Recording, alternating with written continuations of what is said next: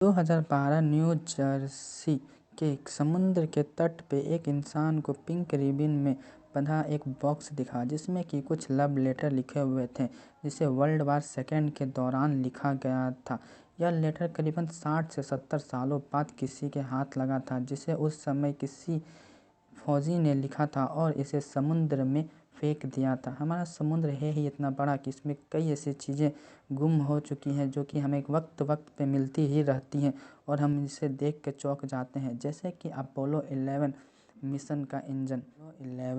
Apollo 11 mission modern science की सबसे बड़ी कामयाबी है जिसने नील आर्मस्ट्रॉन्ग के चांद के सरफेस में पहुंचने की मदद की थी। मगर इस मिशन में यूज़ किए गए रॉकेट का इंजन फ्लोरिडा के समुद्र में कुछ 14,000 फीट की गहराइयों में खो गया था जिसे कि बाद में अमेज़न के सीईओ ने खोज के निकाला था। वह कहते हैं कि इस मिशन ने ही उनके साइंस के प्रति चाह और रुझान को बढ़ा दिया था।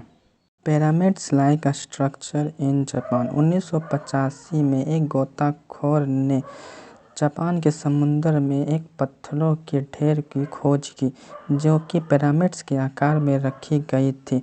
यह वैज्ञानिकों के बीच में बहुत लंबे समय तक बहस का विषय बना रहा। नेशनल ज्योग्राफिक के अनुसार यह कुछ 2000 सालों पहले जापान का ही हिस्सा हुआ करती थी जो कि उस समय आए एक बड़े भूकंप के कारण समुद्र में चली गई और इंसानों की नज़रों से दूर हो गई। मगर यह अभी तक पता न चला कि इन पिरामिड्स को आखिर बनाया किसने और कब था। नॉन ऑब्जेक्ट इन बाल्टिक सी।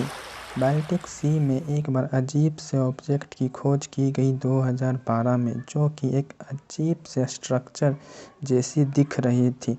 किसी भी इंसान को यह समझ में नहीं आ रहा था कि वह क्या है। साइंटिस्टों के बीच में यह बहुत लंबे समय तक बहस का विषय बना रहा। लोगों ने इसे यूएफओ और एलियन जैसे चीज़ों से भी कंपेयर करना शुरू कर दिया मगर आधिकारिक तौर पर यह अभी तक पता न चल पाया है कि यह चीज़ है क्या और कहां से उस जगह पे आई है।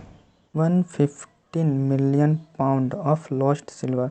अमेरिका के गहरे समुद्र में खोज करने वाली कंपनी ओडिसी मरीन ने 2011 में एसएस गर्शप्पा को खोज की जो कि 1941 में अमेरिका के लिए मालवाहक के रूप में काम किया करती थी और वह इंडिया से अमेरिका के लिए रवाना हुई थी 150 मिलियन पाउंड सिल्वर लेके जो कि जर्मनी के कुछ सैनिकों के द्वारा डुबो दी गई थी जिसे कि बहुत लंबे वक्त के बाद खोज के निकाला गया था। अगर आपको मेरी बताई हुई चीज़ें अच्छी लगी हो तो प्लीज़ मेरे चैनल को सब्सक्राइब कीजिएगा।